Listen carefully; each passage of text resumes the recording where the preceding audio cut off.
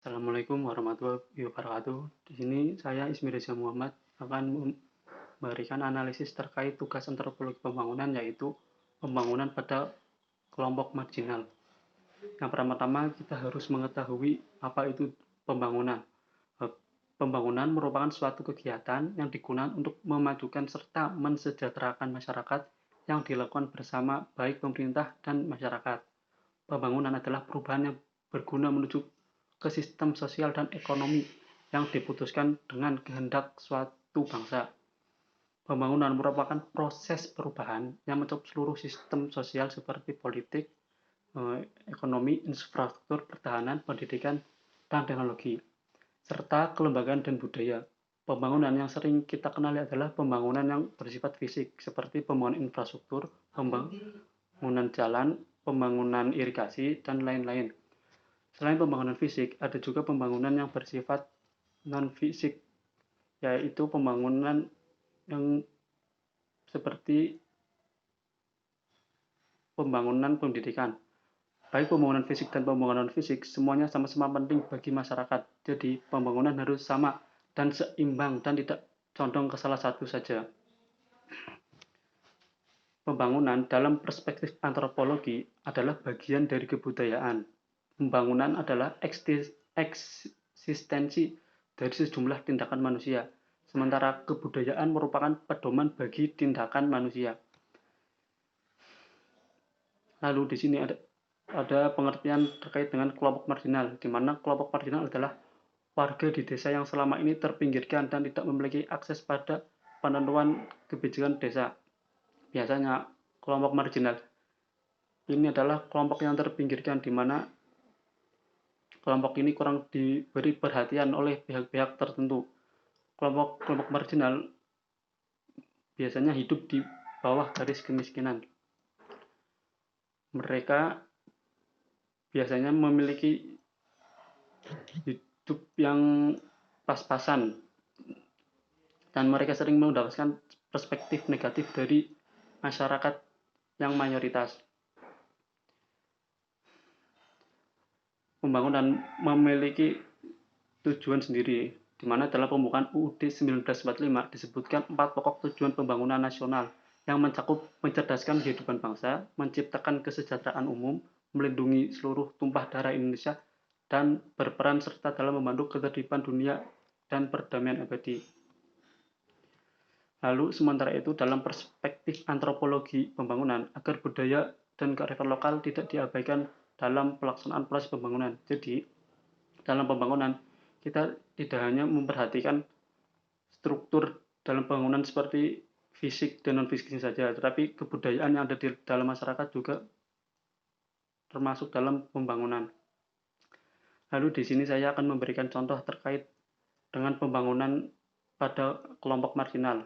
Di sini saya mengambil contoh pada kelompok petani di Desa Kalimade. Di Desa Kalimade, Kecamatan Kesasi, Kabupaten Pekalongan, ada dua kelompok tani, yaitu kelompok tani Ngudi Makmur dan kelompok tani Maju. Masyarakat petani dikatakan marginal karena mayoritas mereka hidup berada di bawah garis kemiskinan. Mereka dikatakan marginal secara sosial dan ekonomi, di mana mereka seringkali dipandang sebelah mata terhadap masyarakat lain.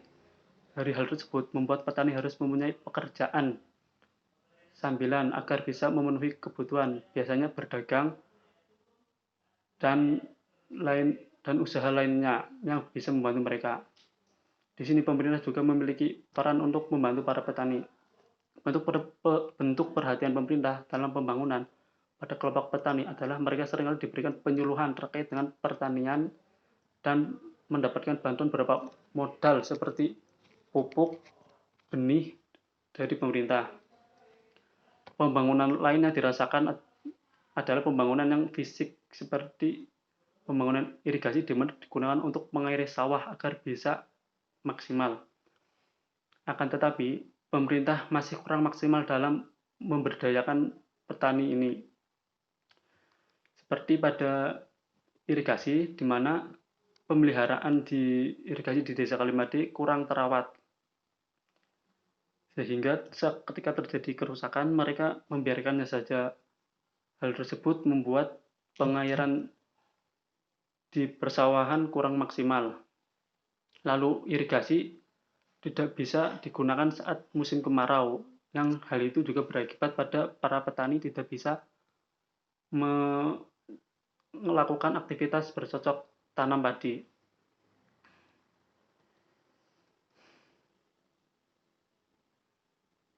Hal tersebut juga membuat petani harus mencari pekerjaan lain. Biasanya para petani melakukan pekerjaan lain seperti membuat batu bata, berdagang, atau merantau ke luar kota sebelum memasuki masa panen.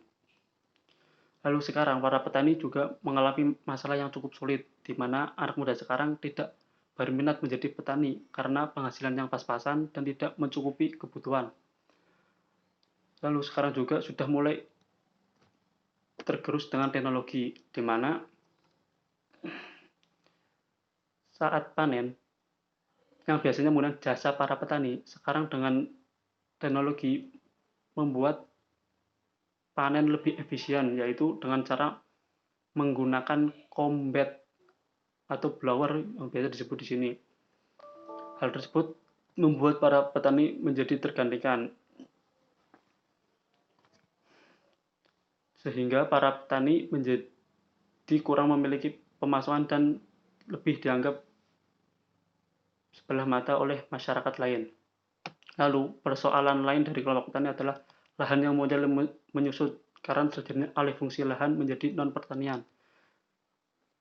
Seringkali lahan pertanian yang menjadi sektor utama dalam masyarakat petani sekarang mulai tergantikan menjadi bangunan non pertanian seperti pertokoan, perumahan, atau bangunan lainnya. Peran pemerintah dalam memberdayakan para petani ini menjadi lebih sulit. Salah satu bentuk pemberdayaan petani di Desa Kalimerdaya adalah dengan cara mengatur penggunaan teknologi dan juga pembukaan lahan pada area persawahan agar para petani tetap bisa melakukan aktivitas pertanian. Lalu, pemerintah juga sering memberikan edukasi terhadap petani agar mereka memiliki keterampilan selain menjadi petani.